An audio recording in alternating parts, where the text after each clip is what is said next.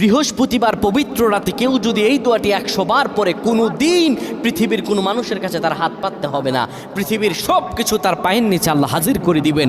দারিদ্রতা থেকে মুক্তি দান করবেন, বিপদ আপদ থেকে মুক্তি দান করবেন, তার সম্মানকে সুউচ্চতা দান করবেন, অসুস্থতা থেকে দূরে রাখবেন।